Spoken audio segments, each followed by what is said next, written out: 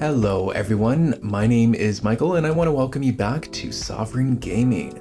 So as you can see here, we are back in the wonderful and exciting world of Sim City, which is a create a world build series that I am doing. So if you're just tuning into my channel now, feel free to check out the prior episodes beforehand. We're kind of well underway here, and as you can see, we are just finishing up the last little bits of the detailing for the entrance into the industrial port area, excuse me.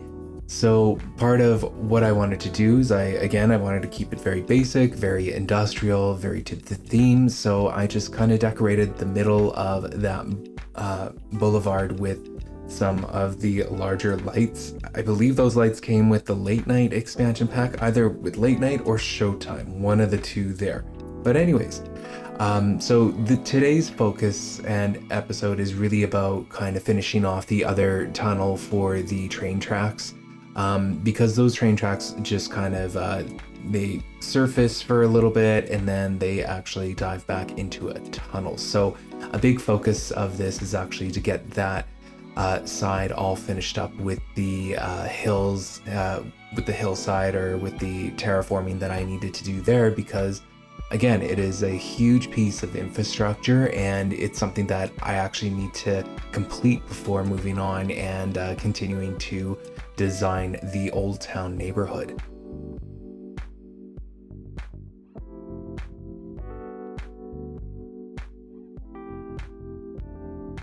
When it comes to the traffic lights, on one hand, I feel like I'm overthinking them a little bit. On the other hand, I feel like I'm getting them correct. So I'm really not sure on that, and I'm kind of depending on feedback just to see if I'm in the in the right mindset to doing those. The only reason that I'm saying that is because, like I keep mentioning, I've recorded a couple of episodes ahead, and I think I've like changed up my my whole approach to traffic lights in future episodes. So I'm kind of wondering now that I'm looking at it, if I had the right idea now or if I've screwed it up in later episodes. I don't come back to edit these traffic lights in future episodes, but I'm just kind of wondering if the patterning is correct.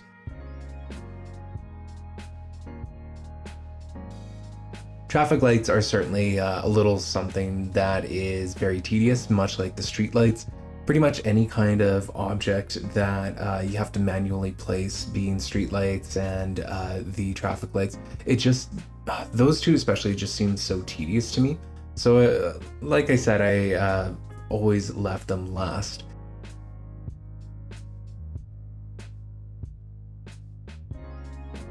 But I also wanted to use a new set of streetlights for the Old Town neighborhood. This helps to differentiate it from all of the other neighborhoods, which I think adds a really nice classic touch to it. So yeah, I've switched up using the streetlights for that and for the Old Town neighborhood, and I will continue to use those streetlights throughout its entirety. When I was looking for inspiration for the Old Town neighborhood, I was really looking at the French Quarter in New Orleans and all that, because well, the lore of The Sims really, and from what we learn about Old Town, like from The Sims 1 and whatnot, it does seem to take a lot of inspiration from that specific area as well.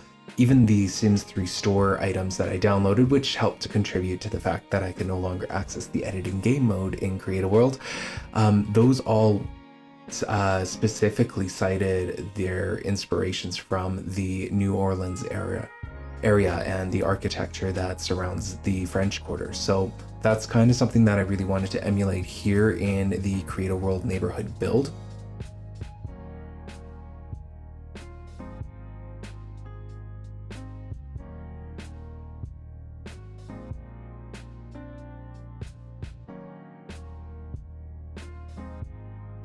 The only trick that I've really found when dealing with streetlights and with traffic lights is just kind of using the grid mode that you see me have activated there. I don't remember what the actual name of that mode is called, but you'll see me, you'll see like flashes of purple whenever I switch from the grid mode to the free-for-all mode. And yeah, I find that when it comes to placing streetlights, that the grid mode is actually the best way for me at least to use it. because what I do is I just kind of place them where I space them out where I need to space them out. And because it is using those staggered movements, it helps to make me place the objects in the correct spaces that I need them to be placed in, if that makes any sense.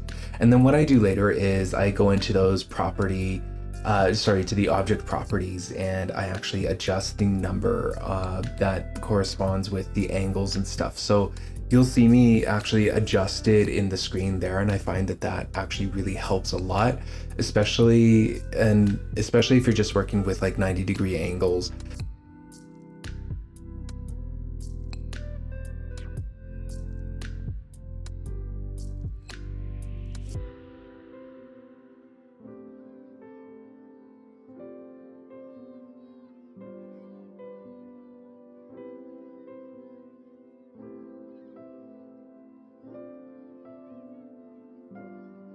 Because you can place a traffic light, space it out, place another one, and then for that second traffic light, you can adjust the rotation Y, if I remember correctly, to 180, and it just completely reverses it.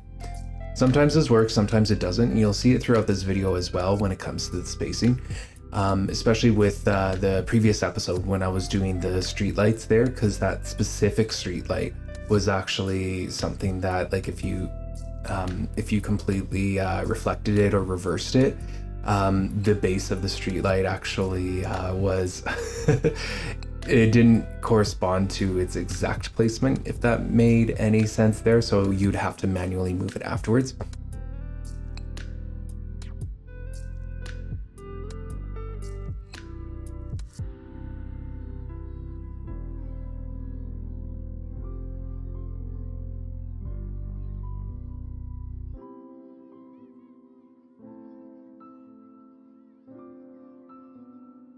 Anyways, that's something that I recommend doing, is actually using those object properties to your advantage and using those numbers as something that you can adjust to yourself for those kinds of layouts. When it comes to curved roads and all of that, though, that's where you have to really fidget around with it just to see how it all comes about. So that one I have to, like, whenever I'm doing a street light on a curved road, for example, I always have to eyeball it, and I'm never like 100% sure that I'm getting it perfectly. Again, this isn't a perfect build in of itself. There's certainly a lot of room for improvement, and we will certainly address feedback in later episodes and all that. But yeah, for now, I am really happy with how the streetlights are coming about. I really enjoy the new streetlights that I have chosen for the Old Town neighborhood, as I feel it just really helps to capture that French Quarter essence that I'm going for. That is true to the Sims lore, and also pays homage to the French Quarter in New Orleans as well.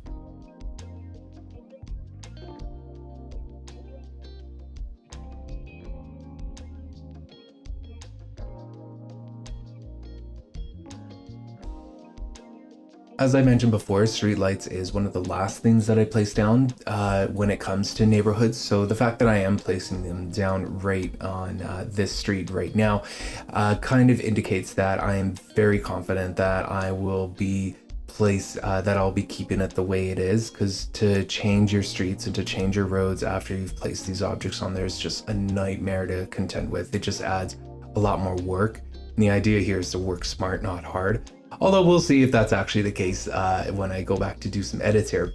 Anyways, I didn't place any streetlights beyond the hill of the second set of tunnels there towards that end off Old Town there.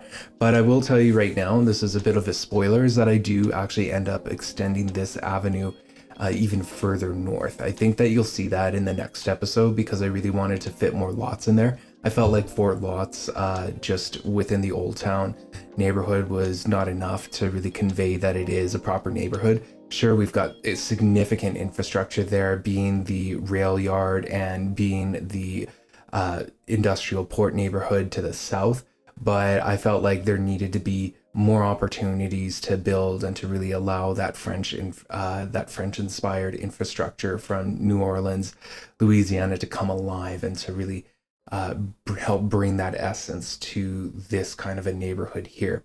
I do more decorating for the boulevards in the middle there, but that'll be outlined in an upcoming episode. So I don't forget about the rest of the streetscaping there. But I just wanted to point out that the Old Town neighborhood looks small right now, and for this episode it will, but it does expand and extend up northwards a little more in terms of being able to fit more buildings in and all that.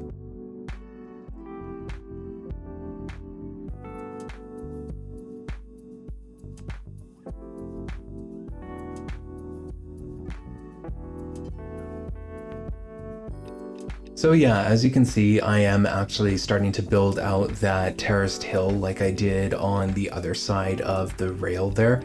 And, you know, like I mentioned before, this is a significant piece of infrastructure for the Old Town neighborhood. It helps to make it a little more unique as well. And again, I've already expressed disappointment in that we can't put any street art on these kinds of walls because they are a Create a World object, but this would have been a phenomenal opportunity to just kind of put in a nice wall mural somewhere there anyways. But yeah, this is really a significant piece of infrastructure, and what I am intending to do here and what actually ends up happening is it ends up transitioning into a bit of a seawall and a walkway for Sims to actually use.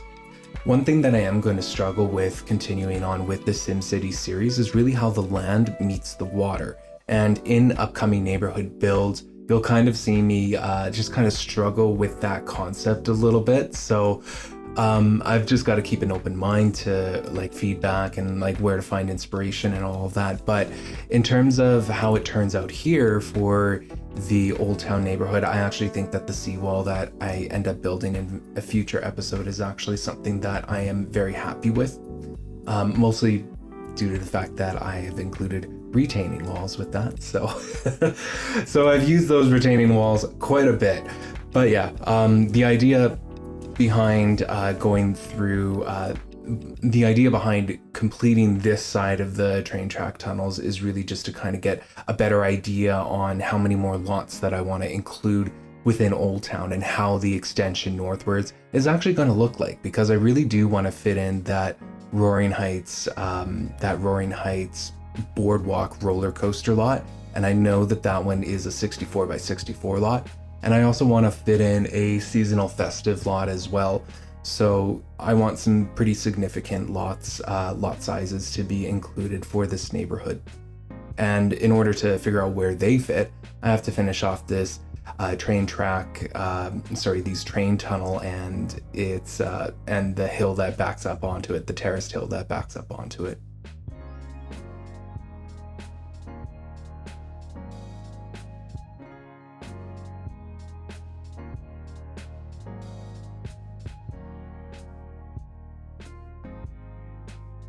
I thought about placing lots on top of these terraced hills at one point, but then I thought, like, how am I going to get a road up there that's actually going to look good, and how would I do it for the other side as well? So those are some considerations that I had placed on here, and I also don't think that it would have looked great either.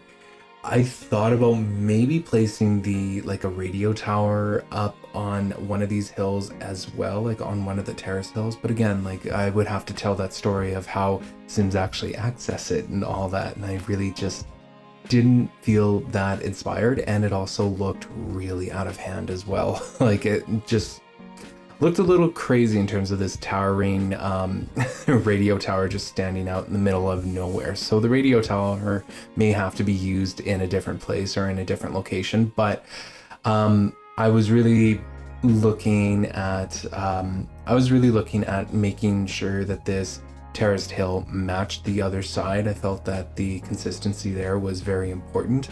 And when I think about significant pieces of infrastructure and like how it looks in real life cities and everything, like there are pieces of infrastructure like this. I mean, if you look at satellite images, like just on Google Maps of rail yards and how much space that those actually take up, they take up quite a bit of space, like quite a bit of land, honestly. And so I feel like even though this piece of infrastructure, the rail yard itself, is taking up a lot of space in the game, in the real world, this would actually be quite small. And that kind of, harkens back to the fact that The Sims 3 is never meant to be like a big city kind of game, even though they did try to emulate it in Bridgeport, and I would even argue Starlight Shores. The Sims 3 was really supposed to be like a miniature version of, it's supposed to be a scaled down version of what a city would look like, or what a small town would look like. My only frustration though, and I've said this multiple times, is that when you have access to the entire Sims 3 franchise, you don't get access to all of the features on a world per world basis. And for me, that really annoyed me. And that was a big reason why I decided to pursue this project, is to kind of try to amalgamate it all into one convenient place. And I do make some choices later on in this series that, might seem a little questionable, but I actually think that it's all going to come together once it's all said and done, and once it's all built. So we'll just kind of see how that works out, how that what that leads into and all that. But yeah, I'm very excited for this series to come alive, and I think that like right now, this is really a point in this series where it starts to really shape up to be something significant, like something that you can actually start to see evolve within a sim world build here. It's just that we have to do a lot of the legwork in terms of getting the bridge positioned correctly and just mapping out like where we want everything to be. That's just the nature of the game, and just the nature of what I had to do here, and something that I preferred to do. I know that other creators probably spend more time on beautifying their lots and making it look nice. I need to know where everything is first before I add some bells and whistles to it. So that's why you see like the street lights and even the boulevards get decorated at a later point, but it is something that I add those finishing touches to when I know for a fact that I'm not going to be coming back to the neighborhood unless I wanted to make some small changes.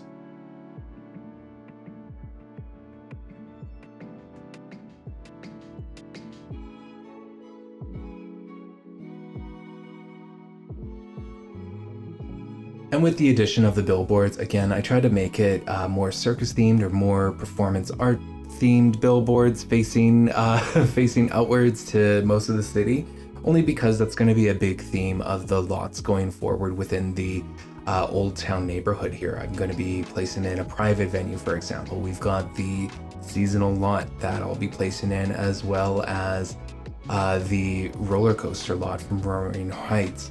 But yeah, that's kind of all that we have time for today's episode. I hope that you've enjoyed it. I hope that you're enjoying the build so far. And if you are, feel free to like and subscribe for more videos like this one. Again, I just want to thank you for watching, and I hope you have yourself a wonderful day.